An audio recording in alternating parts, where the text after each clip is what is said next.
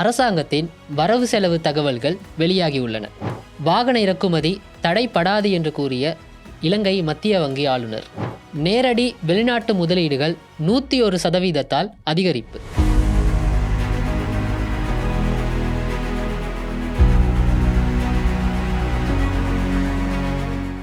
கடந்த வாரம் நடந்த முக்கியமான பொருளாதார தகவல்களை தெரிஞ்சு கொள்றதுக்காக இந்த நிகழ்ச்சியில் இணைஞ்சிருக்கீங்க. அது இலங்கையில் ஏற்படுத்தக்கூடிய தாக்கங்களை இந்த வீடியோவில் பார்க்க போகிறோம். கடந்த வாரத்தில் இலங்கை அரசாங்கத்தோட வரவு செலவு பற்றின தகவல்கள் வெளியாகி இருந்தது. முக்கியமாக அரசாங்கத்துக்கு இருக்கிற கடனையும் கடனுக்கான வட்டியையும் செலுத்துறதுக்கு வருமானத்தை தொடர்ச்சியாக பேண வேண்டியது அவசியமாக இருக்குது.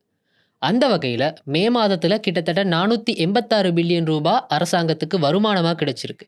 இந்த வருஷ முதல் 5 மாதத்தில் மட்டும் அன்னளவா 2 ட்ரில்லியன் அதாவது 2000 பில்லியன் ரூபாய் வருமானம் ஈட்டப்பட்டிருக்கு.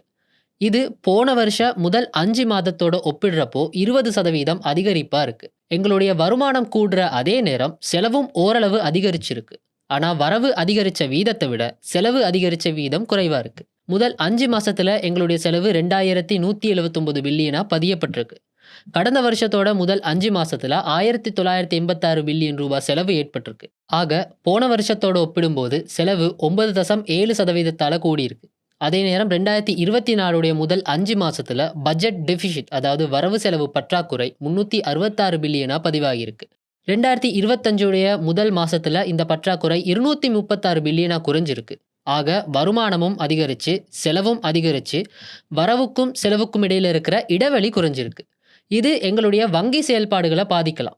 காரணம், அரசாங்கத்தோட வருமானம் குறையிறப்போ சந்தையில் இருந்து தான் கடன் வாங்குவாங்க.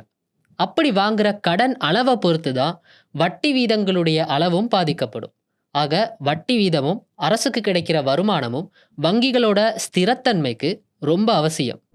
இலங்கையோட வருமானத்தில் பாதிப்பு செலுத்தக்கூடிய இன்னொரு காரணி தான் வாகன இறக்குமதி.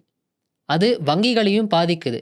ஏன்னா வாகனம் வாங்குறதுக்கு வங்கிகள் மூலமாக தான் கடன் வாங்குகிறோம்.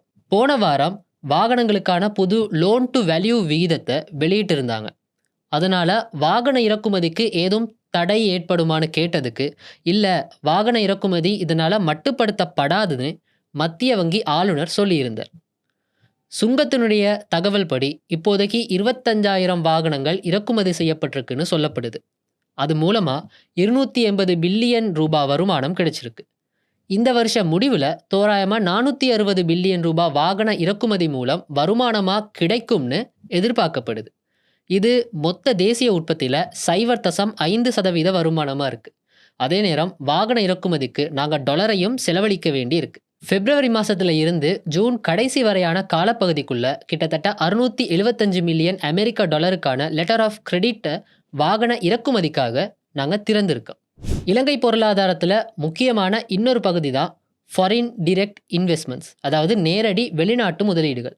2024 ஒப்பிடும்போது இந்த வருஷம் முதல் 5 மாதத்தில் வெளிநாட்டு முதலீடுகள் 101% அதிகரிச்சிருக்குன்னு இலங்கை முதலீட்டு சபை தெரிவிச்சிருக்காங்க. அதாவது கிட்டத்தட்ட 507 மில்லியன் அமெரிக்க டாலர் பெறுமதியான முதலீடுகள் கிடைச்சிருக்கு. அதன்படி 57 புது ப்ராஜெக்ட்ஸ் அதாவது திட்டங்களுக்கு சபையால் அனுமதி வழங்கப்பட்டிருக்கு. இந்த 57 திட்டங்களில் 31 திட்டங்கள் புதுசாக முதலீடு செய்யப்பட்ட திட்டங்கள். மீதம் இருக்கிற 26 ஏற்கனவே ஆரம்பிக்கப்பட்ட திட்டங்களை இன்னும் விரிவுபடுத்துறதுக்காக கொண்டு வரப்பட்ட முதலீடுகள். முதல் 5 மாதத்தில் கிடைச்ச இந்த முதலீடுகளால் புதிதாக 14,000 வேலைவாய்ப்புகள் உருவாகலாம்னு எதிர்பார்க்கப்படுது. அதே நேரம் உள்ளூர் முதலீடுகள் 13% வளர்ச்சி அடைஞ்சிருக்கு. அது கிட்டத்தட்ட 285 மில்லியன் அமெரிக்க டாலர்கள் வரைக்கும் அதிகரிச்சிருக்கு. இந்த முதலீடுகளில் 43% துறைமுக அபிவிருத்திக்காக அதானி நிறுவனத்தால் கொண்டு வரப்பட்டதாக இருக்குது. முதலீடுகளில் அதிகமான தொகை துறைமுக அபிவிருத்திக்காக செலவிடப்பட்டிருக்கு.